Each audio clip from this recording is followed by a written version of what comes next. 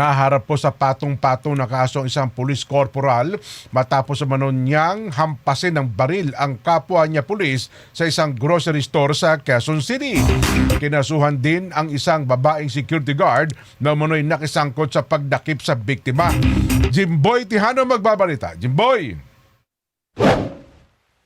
Tila nag-uusap lang ang dalawang lalaki sa labas ng isang establishmentong ito sa Barangay Bay sa Quezon City. Maya-maya, biglang pumiglas ang lalaking nakashort habang akmang kukunin ang kanyang sling bag. Ayon sa pulisya, parehong pulis ang dalawa.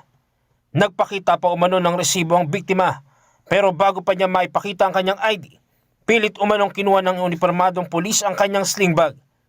Hindi man ganap na nahagip sa CCTV ang umano'y pagtutok ng baril. Makikitang sapilitang kinuha ang bag ng biktima. Maya-maya hinawakan sa kwelyo ang biktima at muling pumasok sa supermarket. Doon, muli umano niyang kinompronta ang biktima bago ito hinampas sa mukha gamit ang baril. Bumagsak sa sahig ang biktima dahil sa lakas ng paghampas ng sospek.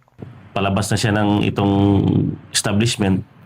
Pinakita niya dito sa guard yung resibo niya, which is yun naman talaga mga protocol sa mga grocery store. So, before pa pala noon, yung supervisor ng grocery store na to, nagtumimbre na sa security guard na parang suspicious kasi nga yung suot ng victim complainant natin is naka-jacket tapos may bonnet sa ulo pero hindi naman nakatakip sa mukha, sa ulo lang. Lumabas sa investigasyon ng pulisya na pinaghinalaan umano ng isang empleyado ang galaw at pormada ng biktima. Ang biktima, isang police staff sergeant at investigador ng QCPD Police Station 3 at pauwi na sana mula sa trabaho nang maganap ang insidente.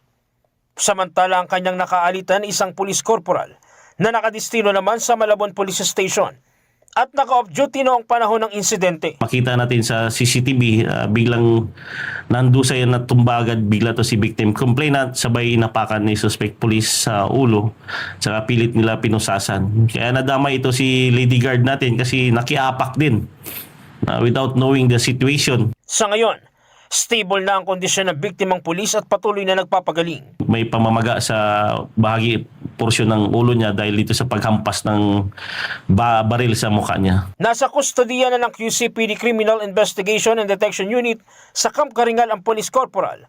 Kasama rin sa kinasuhan ng lady guard na umano'y sangkot sa insidente. In-inquest sila sa kasong grave coercion, physical injury at saka grave threat. Jim Tejano para sa 100% balita.